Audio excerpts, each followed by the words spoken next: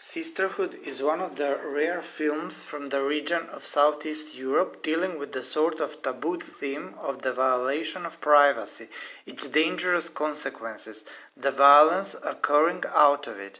One of the caterpillars of the Western civilization is the right for privacy, aside and associated with the freedom of movement and the right for free expression.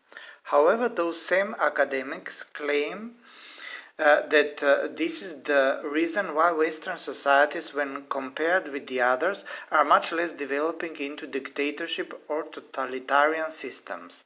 However, it is, agreeably or not, one of the most controversial parts of the Western economies, as Exemplum Gratia claims one of the most respectful social historians, Melvin I. Urowski, is this one.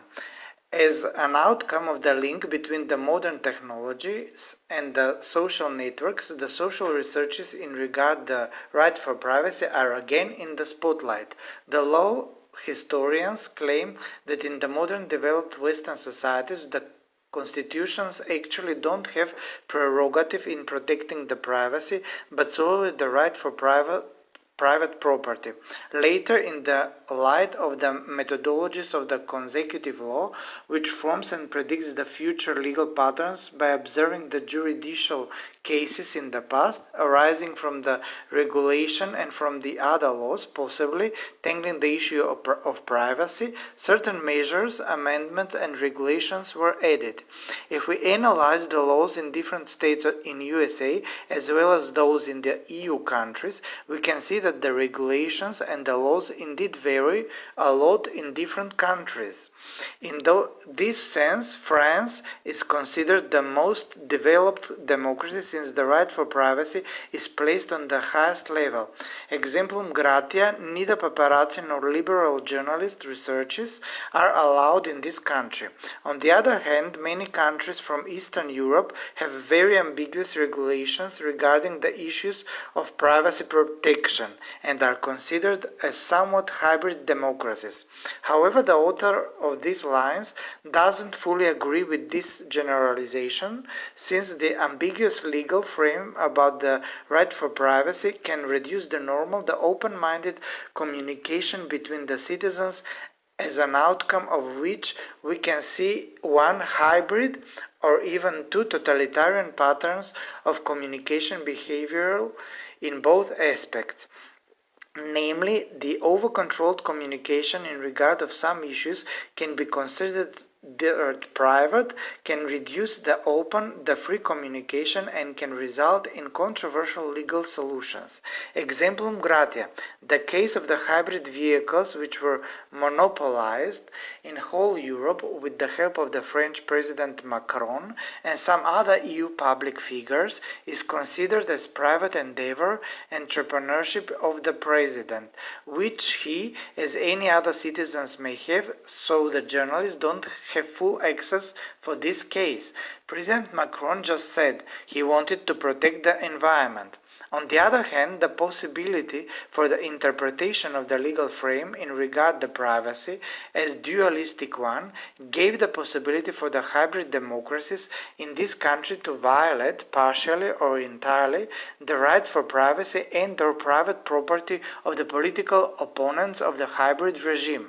This pattern of behavior is not something new and was very much present even in the western part of the Europe, even in the 19th century, when with the usage of the new communication technologies, the very intense system of extortion was established based on the delicate information obtained by its own network, which tended to have its people everywhere in the systems in the European countries, but also in USA. The majority of the financial scandals in EU came into being as an outcome of the post-Prodi regulations, since they allowed public money to be transferred to a private firm, which lately can do with it everything in secrecy. From all cases against the misuse and the corruption of the public funding in EU, according to the latest researches, 40% are in North Macedonia. This country gave a big shelter to those controversial activities with its legal frame. almost unchanged from the time of Yugoslavia, as well as with the very corrupted judiciary and the entire public sphere. Of course, when speaking about the real-life case which inspired the film of Dina Duma, we have to have in mind that something like that happened not only because of the local laws, but also because of the very introverted politics coming from the EU bodies who were dominantly against the acceptance of the new countries in the Union. This hermetic politics resulted in forming the bodies of the decision-making which were, although they were using public funding, working in full secrecy in the middle of Brussels. Any access of the journalists for the activity of these bodies was fully forbidden. However, some journalists managed, while working in full secrecy, to find out what these bodies were doing. They were creating working bodies and commissions for the network intended for suppression of the newly arriving family forms. According to the existing law, these public bodies had to be firstly voted by the EU Parliament, and by any denoted they are not allowed to work in secrecy.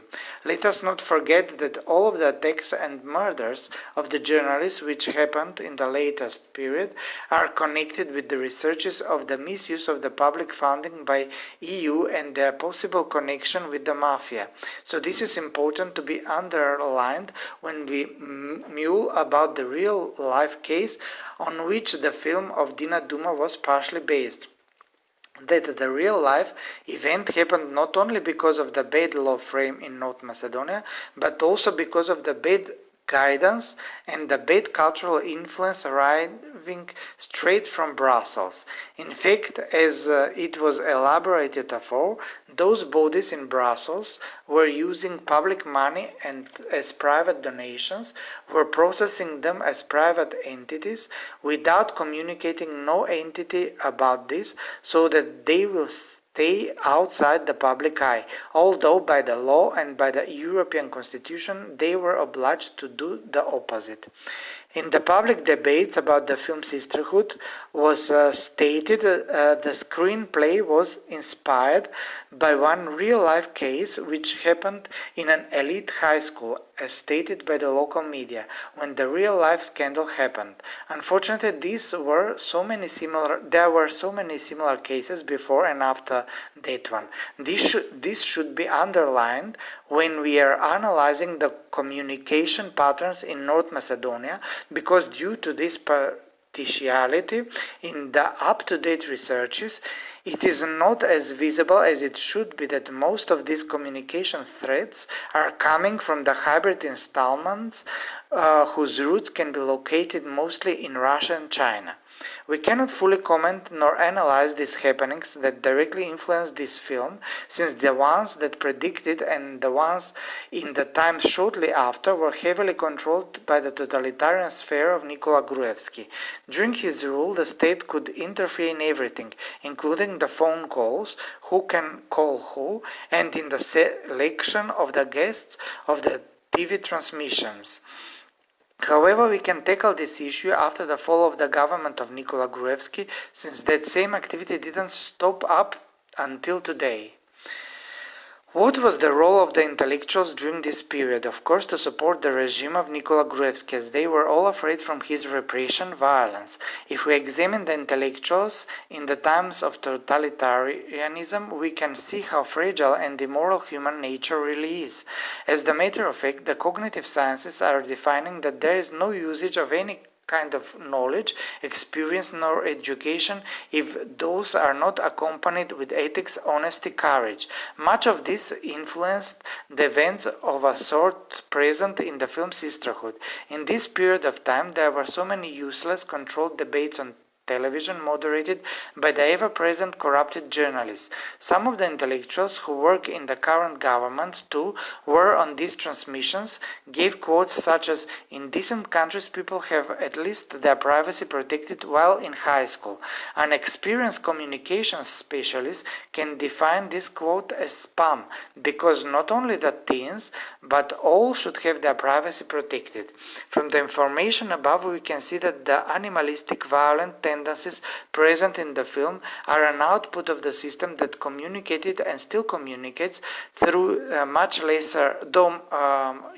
lesser amount the behavioral patterns with the prerogatives: be invisible in the group, listen to the stronger ones, listen to the stronger gender, be with the ones you have interest with, have no identity so that you can adjust better, believe in intelligence, not in the law. Communication via social media is a part of the ever-present civil or the ever-present Cold War.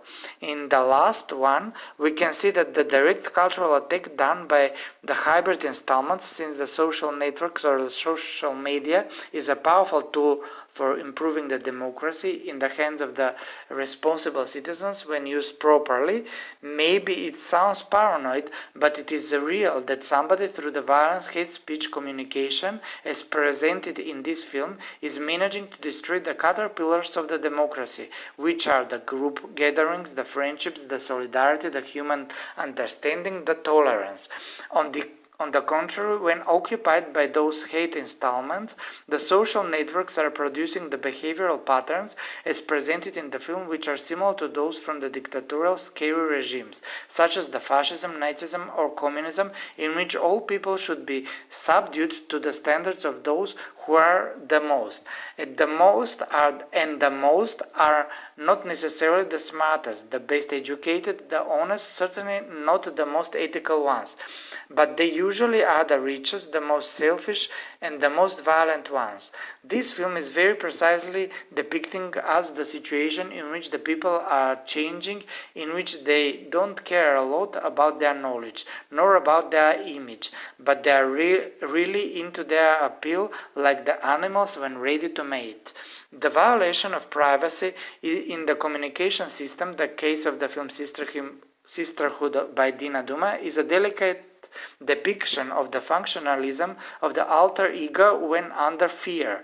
The classical psychoanalysis of cinema, the one of Christian Mess, moves that the viewer is watching while interpreting what she is secretly longing for in the reality but is afraid to realize it.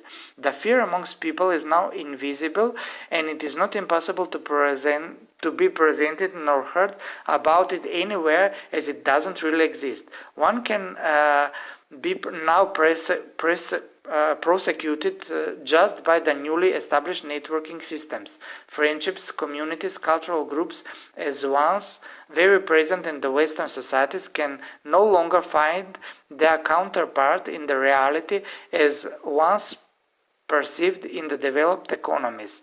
Will the societies allow the disappearance of the other values, such as those arising from the simple notions of trustfulness? Unfortunately, it seems the academia is now showing weaknesses and blind eye in the regard of this issue. As in most of the researches, it is stated that as an output of the consecutive law and the constitutions, the judicial systems of the Western democracies don't have to condemn the violation of privacy, since in the constitutions is being used only the term private property. In those researches are used predominantly the negative discriminatory acts, not the obvious positive cases, as exemplum gratia, the greatest of them all, the Watergate case. In the public, actually we can assume that the system of Nicola Gruevski was controlling all that repressive communication from a safe distance from Budapest, where he got political asylum from their president Urban. Namely, many of the recent cases of the usage of communication system, especially the applications for violating certain individuals or groups, are being connected with the Serb-Russian linkages. Many of the crime convicts from these cases ran away and asked for shelter in Serbia. The traditional media in North Macedonia, TV, radio, paper press, said nothing about this. They didn't even publish the information that many of these violent chat groups were under the Russian application Telegram. This can lead us to the conclusion that the events were organized by there. Thank you very much, and I'm looking forward to your questions and for your debate. All the best from Igor, waiting for your debate. Thank you, thank you.